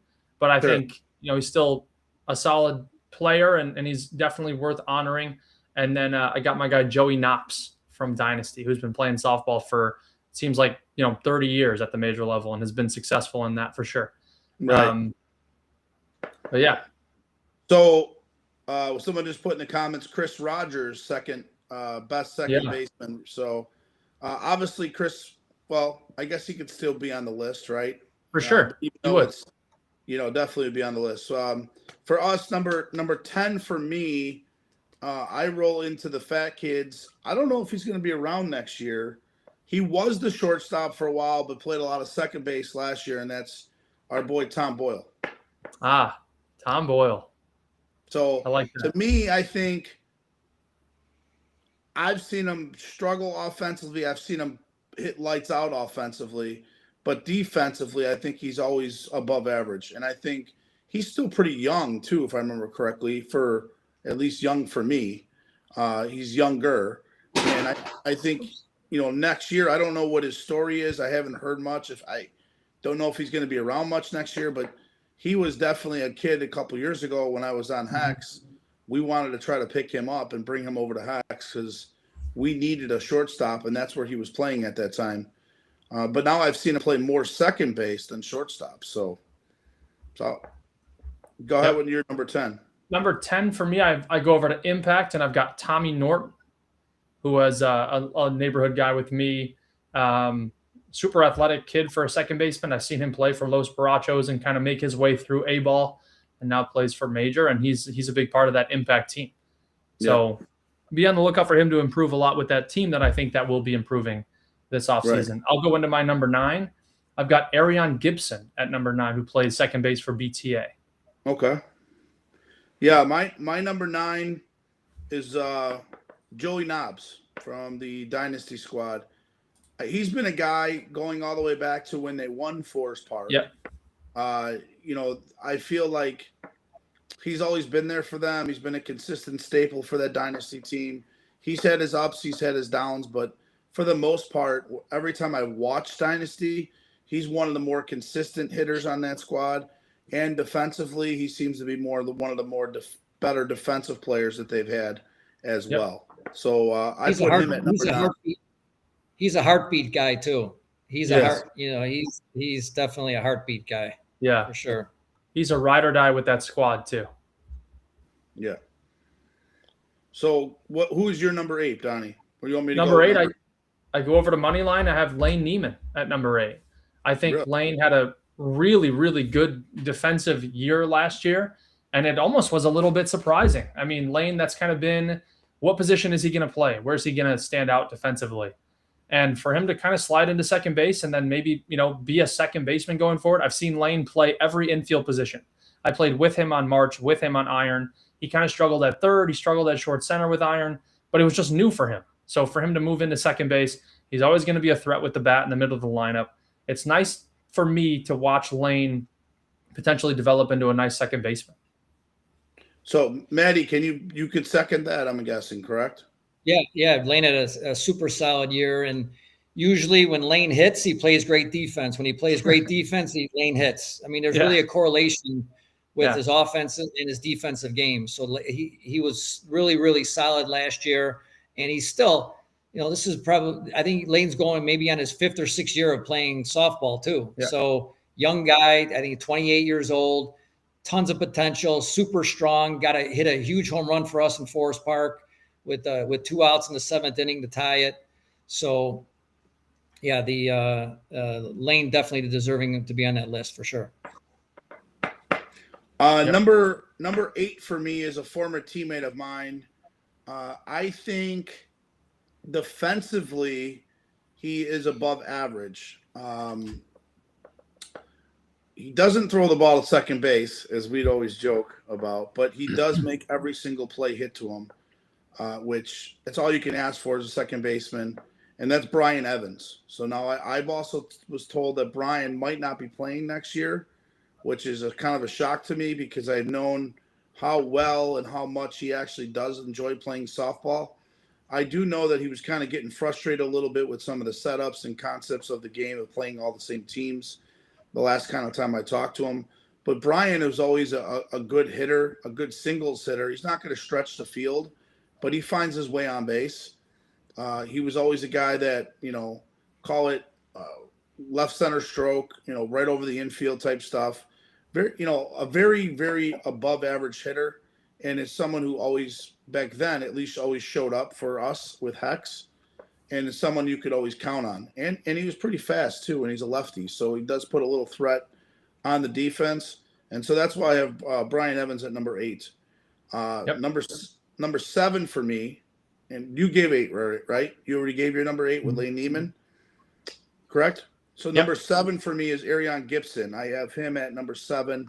I've played with him on a couple of the All-Star teams with, obviously, the SSA All-Star stuff is the chance I've got to play with him. what I've seen of him playing against him and with him, more along the lines of just the speed, he can absolutely fly. And it's almost like defensively, he covers a lot of range, right? Which obviously is key at the major level because balls are hit. Let's just face it, they're hit harder than they are at any other level, right? So to have that quickness, to have that speed, and he usually catches pretty much everything that I've seen him play. I've seen him had incredible games. Of course, he's like human. He's also had some downs, but I think his athletic ability, his speed, and I think he's even become a little bit better hitter over the last couple of years too, than what he was maybe 2 or 3 years ago when he first started out. So Aaron Gibbs for me, number 7. Go ahead, Donnie. Good. Number 7, I had Brian Evans. I like that he wears the sliding sleeve when he runs the bases, and he wears the high stirrup socks. That's a huge so he makes himself known. He kind of had a down year offensively, but I think he'll bounce back. He'll find a team to play for. Good defensive second baseman, leadoff guy. Anyone can have that on their team with good speed. So Brian, I know he watches the show, so thank you for watching and happy to put you in the top 10. Number 6 for me, we go out to Iowa. We've got my guy Jordan Bowers, who plays second base for Hall of Fame. Another second baseman. He's got probably a little bit more power than a lot of these guys on the list. Him and Lane probably have the top 2 or 3 power on this group, but hits homers, plays good defense, and leads off. So super interesting, unique guy for Hall of Fame. I believe. And another guy that Maddie talks about, like heartbeat guy, kind of rides or die with his team. So Jordan Bowers for me is also number 7. I believe he's the guy that hit 2 home runs off us last year with Team Jagoff in Iowa to beat us 4-1, right? Aaron Hauser hit the homer off us. Oh, Aaron Hauser. Okay. Well, you know what? I take that back. The game we were announcing, he hit the homer. Jordan Bowers hit 2 home runs to win that game. That's what it was. You're exactly right. Yeah. So, from what I've seen of him, big power, defensively, even without a glove, I've seen him not struggle catching the ball. He also has just a really, really cool attitude about him from every time I've met him. He's not like your typical, our boy Rogers, you know what I mean? So, Mr. Jesus himself, Jordan Bowers likes to have some fun, and I think it's just a lot of cool things with him. And to your point, he's the heartbeat of Hall of Fame. So, any comments so far on our bottom? Well, I wouldn't say bottom 5, but from 6 through 10 with honorable mentions. Maddie, what do you think? No, solid list. I'm right with you with those guys. Important position too. People talk about shortstop, short center, second base right up there in importance in my eyes. When you got a guy that could take half the field away on the right side, make a right-hander pull the ball. That's huge. That's huge. Yeah. Right. Number 5. Yeah. I'm gonna go number 5. Number 5, I've got Mike Meyer from Flash. Some of the best hands you'll ever find. He can play probably any position in the field, just excels at second base, and that's kind of where they need him. I know that PJ kind of rotates in at second base, but Mike, I think in come tournament time, he's as good defensively as we're going to get. I think compared to the other top 5, he probably lacks hitting the most. Not that he's a bad hitter, but in this group, he probably isn't. That's why he's not number 3 or 2, but he's definitely as rock solid as it gets defensively. For me, number 5 is Billy Corp. Okay. Billy obviously plays on iron. Offensively, I think he's dynamite. He might be one of the best hitting second basemen in the game. I think where he struggles a little bit is defensively. Yeah. I think he gets to balls, though, that other people don't get to. I've always said this about softball players. Like, people think, like, oh, yeah, you get to a ball and then you miss it. Yeah. Well, 9 out of 10 players don't get to that ball. So necessarily you don't really want to count that as an error, but because he gets to it and misses it, they count it as an error. So I just think Billy's an up-and-coming kind of superstar in the game. I really do. I think he's playing on probably the youngest team, up-and-coming team in the game, which is Iron. We've said that a couple of years ago about Iron with all their young kids. They were reloading. We knew that. I could see Iron being a top 3 team in the next 2 years. You know, as some of the major teams are getting older, I could see Iron really taking over as one of the top 3 teams in the game on a consistent basis. I think they've got a good mixture with experience. CJ's getting older, so that's, from an experience standpoint, CJ has seen a lot. And it's just a matter of what those young kids are going to develop into. But Billy is going to be an absolute stud, and he is already a stud, I feel, in the game. And he's one of their threats. I think he usually bats at least when I play him, it's second or third in the lineup.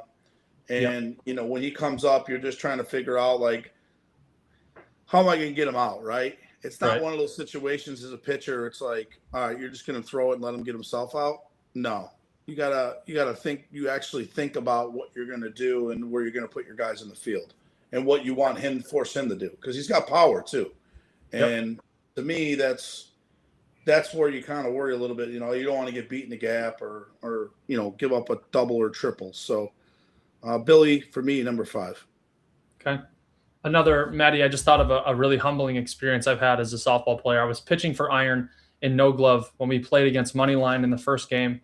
And the first inning, I got out on a double play, and I was really excited. And then the second inning, you guys scored 18 runs, I think, or something crazy like that.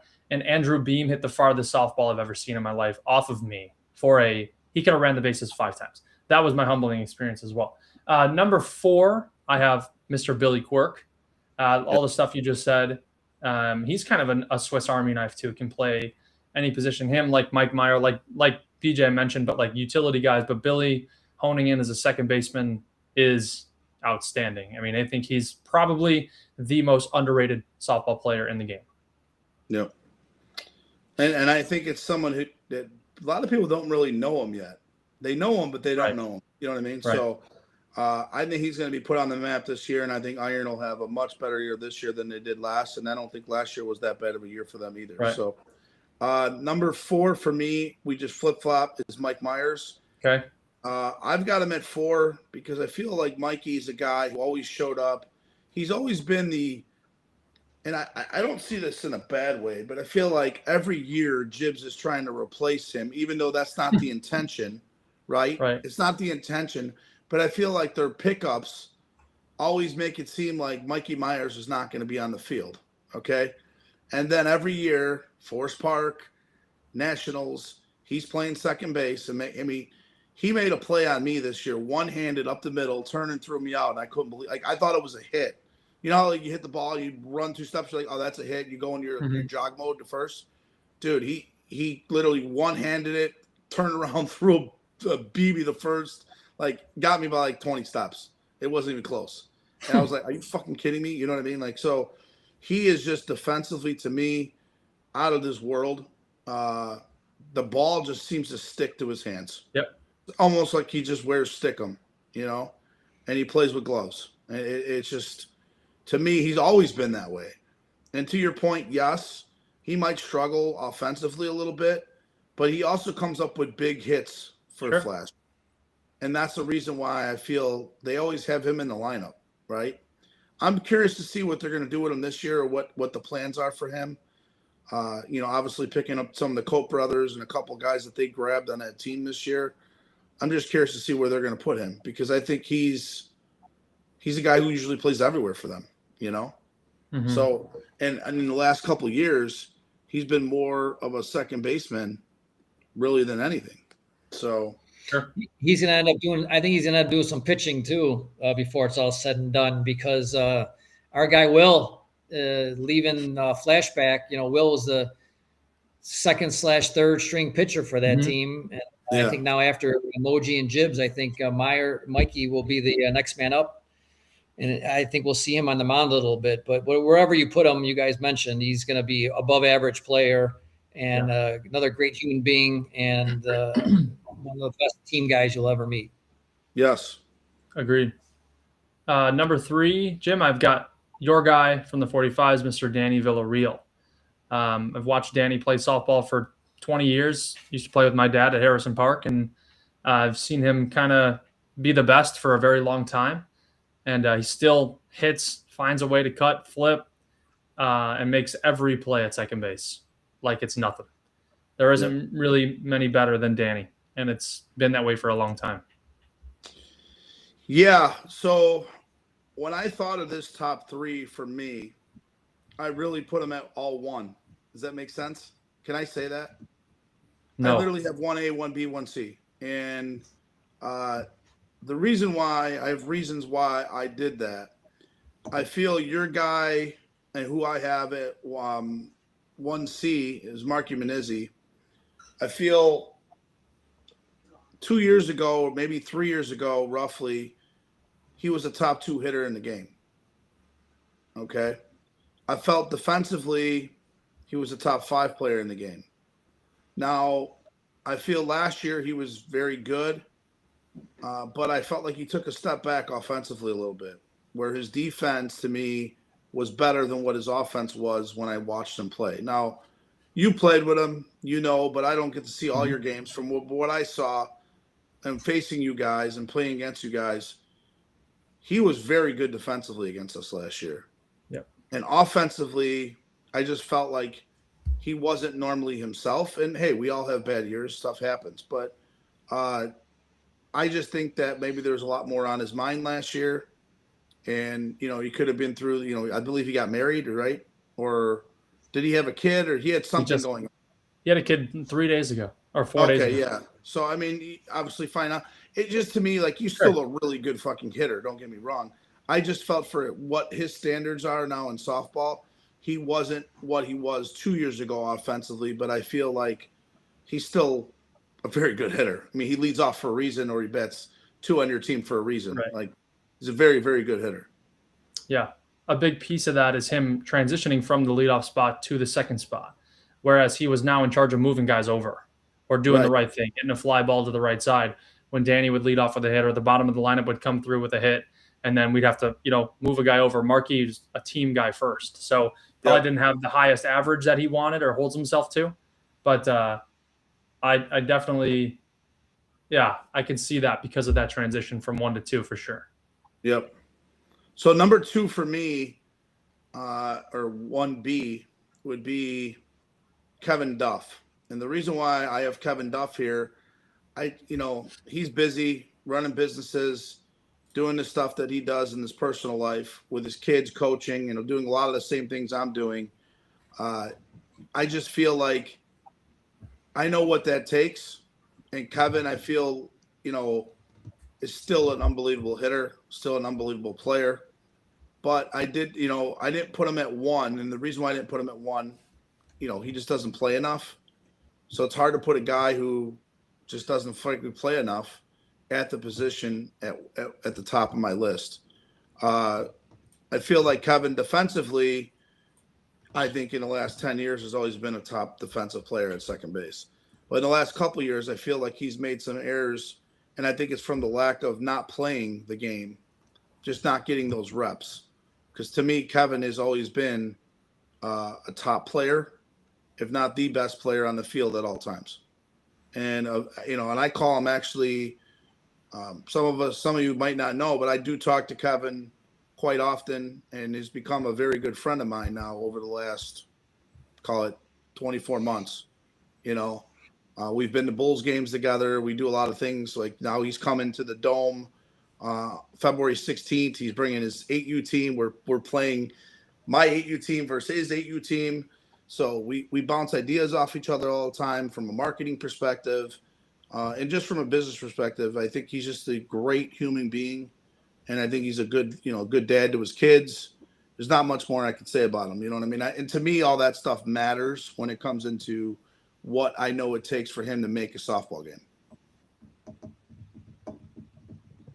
Maddie, what do you think about? You've seen Kevin Duff play for a long time. What do you think on that? I think if we were having a draft and I had the first pick in all of softball, it would be very hard for me not to pick Kevin Duff. Yeah, that's how highly I think of him. Yeah. and it goes without saying about him as a human being and a person and as a father, but as a player, he elevates everybody else. When he's there, it settles the whole team down. When he's there, he's going to get a big hit. I still think about painting the line, 2 strikes, 7th inning against Flash and Forest Park. Oh, and yeah. That's one of the biggest clutch hits I think I've ever seen in the 40 years I've been around softball. And defensively, the best second baseman I've ever seen defensively, ever, personally. And I think I just talked myself into taking Kevin Duff with the number 1 pick in the 2026 softball draft. Kevin Duff. It's a good pick. Nice. Nobody. But I think when I text you guys earlier today, when you talked about second base, I said there's Kevin and there's Marky and there's everybody else, in my opinion. And Danny would be third. And it's believe me, that is not a slight on Danny to be below Kevin Duff and Mark Menezes. Danny's tremendous defense. He would probably be the second best defensive second baseman I've seen in the past 20 years. But Kevin, I think, is just I think the world of him as a player, and of course as a human being. And Mark the same way. From Mark is tremendous player, tremendous person, and hope to get to play with them, before my time is over in softball. Yeah, for sure. I've got high praise for Kevin as well. I luckily got the chance to talk to him today. He's doing the transportation for the wedding, so I'm blessed to talk to him. Kevin, I have at number 2, just because we're talking about current softball players and the amount of softball that Kevin's playing over the last year and now this upcoming year. Marky is a gamer. Marky's number 1 in my opinion. He shows up to every game. He plays like the last pitch at no glove every single game, every single pitch. And that's kind of what he's taught me. And that rubs off on our entire team. We get super competitive. We get fired up when he's fired up. But Mark took a big step in going to the number 2 spot. And it's interesting to see kind of how he adapted and how he became a hitter. So he'll hopefully maybe go back to 1, and maybe we'll see that him start to put the ball wherever he wants it again and not just giving himself up to move guys over. But yeah, Kevin is, I think, the world of Kevin, and he knows that. And Marky is my guy, and that's my teammate. So I got to be, I watch him play every game, and it's unbelievable every time. So that's good. And he plays the same way. He plays the same way in the parks too. Yep. Doesn't matter. You're right. He plays every inning, no matter what the circumstances are. Like it's the 7th inning of Forest Park in the championship. And congratulations, Marky, the baby. Yeah. I think he's watching. Congrats, Marky. I definitely appreciate you for being a part of softball, my man. Right, Donnie? I know Donnie loves you, right, Marky? A lot. Yeah. So my number 1 is my teammate, and I call him Mr. Modelo Man. And I don't think that he gets enough praise because of the players that are on the team around him and how good he actually is. And the reason why I say that is because last year I got to pitch for the 45s, and I think a majority of our players on our team will tell you the first probably 30 days, the first month of May, we were probably the worst defensive team in softball. And then when June hit, it was like a switch. And we went from the worst to what Maddie told us is the best. And Danny at second base, there's so many plays that, I'm sorry, it reminds you a lot of Kevin Duff. It just, he doesn't, you think it's a hit, and all of a sudden he's grabbing it out of the air, and he lost some weight. So Danny has been working out and doing a bunch of stuff.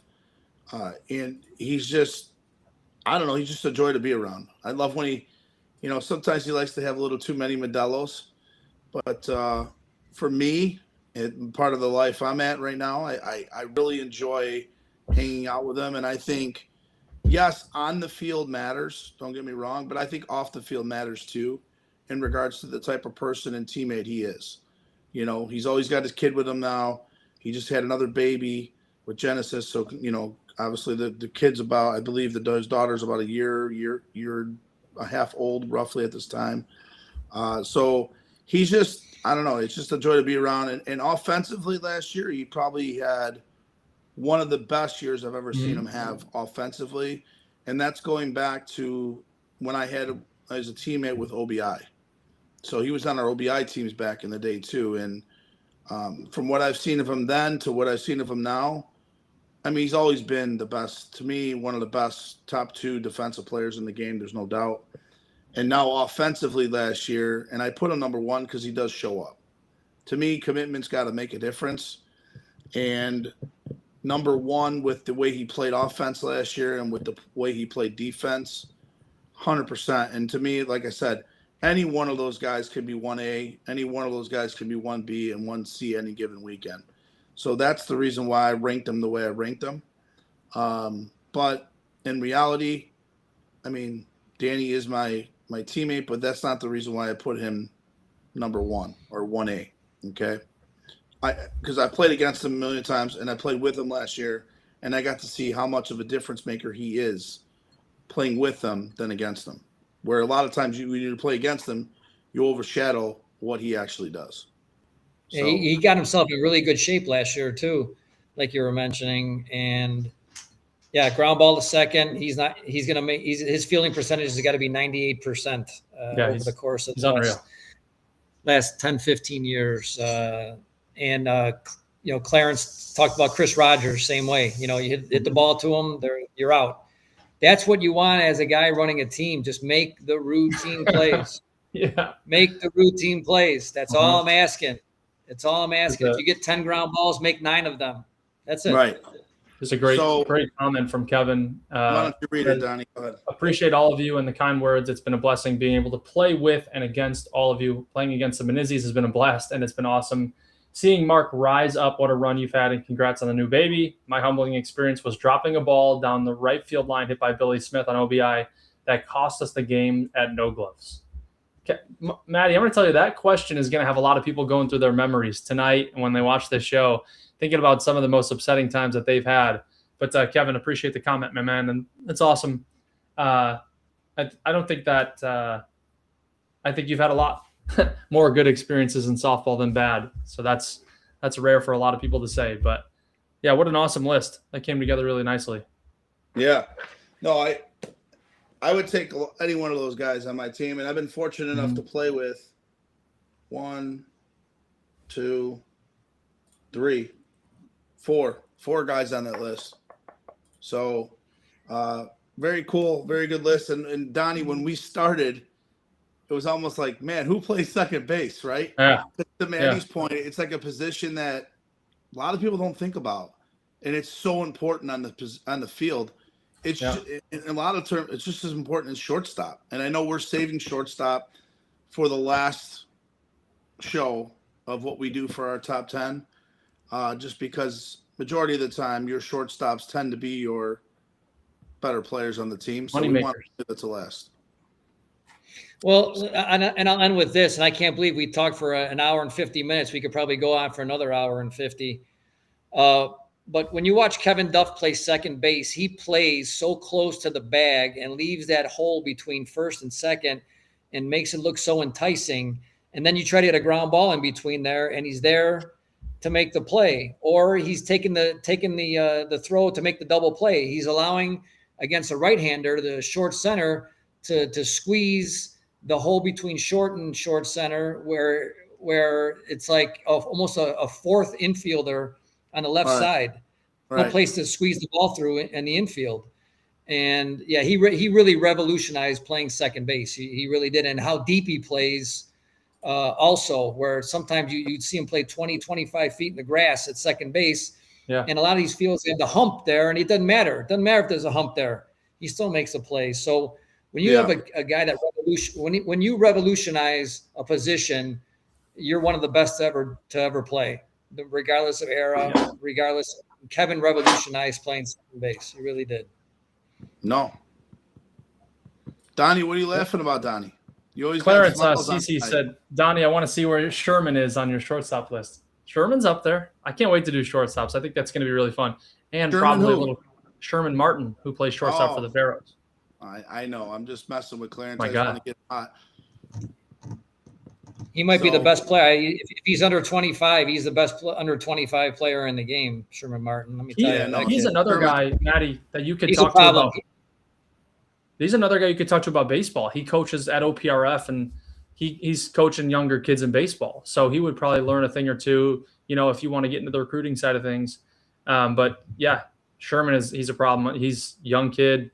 He seems to get taller every time I see him, which is horrible for people playing against him. We'll get to that in a new show. Mark said 2 things I picked up on watching KD and try to do as well. He plays super deep and he's close to the base. Yeah. See, I Yeah, noticed no, that so- stuff. As a coach, I noticed that Yeah. stuff. I notice where people play.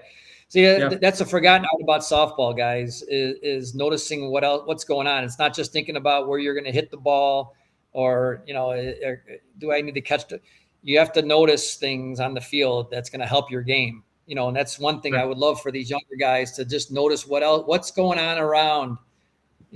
Stop and take a look and see where guys are playing you. All right. Notice where guys hit the ball. It's going to help you. It's going to help your team. It's going to translate to wins. Yeah. Maddie, before we let you go, and thank you for being a part of the show. You were great tonight, and I think the comments are saying the same. JP said I got to say Maddie's magic word, which is dabble. He told me that you hate the word dabble. Good night. Good night, JP. I will do a Vegas bomb with you though next time I see you. There you go. You'll dabble in the Vegas bombs. Wait a minute. You'll do a Vegas bomb with JP, but you won't do one with us? What kind of shit is that, Of man? course. Well, of course. I'll do with anytime you want. Vegas bombs for everyone. Nice. I love it. So, Maddie, we appreciate you coming on the show tonight, my man. It's been a blast. Definitely anytime you want to come on and drop a word about our game or about Bennett, give us a call. Thanks for the plug. I also want to thank my best gal, Josephine, who listened to the whole show. She's the absolute best and a huge softball fan. So thank you, Awesome. Josephine. Love you. She is a saint for living with you. Definitely she is. She sure is. She sure All right, is. my man. All right, see you guys. Bye, bye. Thanks, Maddie. Pretty good, huh? Yeah, that's a guy that I could talk to softball about for hours. Yeah, He's just such a good mind for the game, and talks about the game in such high regards. I like that Maddie never talks down about softball, never talks about the problems with softball. Always Right. talks about going out and enjoying yourself when you play. But that was great. You and I talk about not having shows go so long. Like, I honestly didn't even feel like it went that long. And I look at the time, I'm like, holy cow. Like, I can't believe we went an hour and 15. But you know what? It was good talk. It was good topics. It was a lot of cool stuff. Probably the best question we've had asked to us. Yeah, that's a really good one. That was a good one. And I think a lot of players in softball can relate to that question, which is awesome. Really quick, Donnie, before we go, wanted to thank our sponsors. And I want to let them know that in the next probably 6 weeks, you and I are going to be making a commercial for our sponsors. So Yep. I just talked to the camera guy today. We are going to come up with something pretty funny and clever to add in Beacon Tap, which we definitely appreciate Tommy Reamer. Signature Transportation Group with Kevin Duff and Jack. Definitely appreciate those guys. And then, of course, our buddy Mike, our boy Mikey from Cut Shot, Mickey Hendricks. And, these guys have all donated money for us to run the show. People out there, it costs money to do the Restream app. It costs money. We're going to be ordering new mics. So we're hoping to do some podcasts live in person if we could fit it in on Donnie's schedule, of course, because, Donnie's the most busiest 28-year-old there is. You're 28 now, right, Donnie? 29. 29. Good number. 29. 29, dude. You're getting old. Good number. That's right. Good number. It is a good number. So, but so we want to thank those guys. So the mics and the bundle equipment has been ordered. So I should have, I think it said like 7 business days to ship. So I should have that within the next week. Awesome. So I'll be able to share that, which will be cool. And I think I'll have it on my end when we do these shows online. You won't. You said you have your own mic, but Yeah, I when got we this get- cool mic that works really well, so I'm happy with it. Yeah, your sound has been incredible for the Thanks. last 3 or 4 shows, which has been awesome. I know we had a lot of issues with your sound in the past. Yeah, So, and my internet's been working great too. So that's awesome. You know, there you go. Our show is professional as ever. that's right. That's right. But huge thank you, as you can see on the bottom of the ticker, to Cut Shot. They're also going to be a sponsor for our tournament.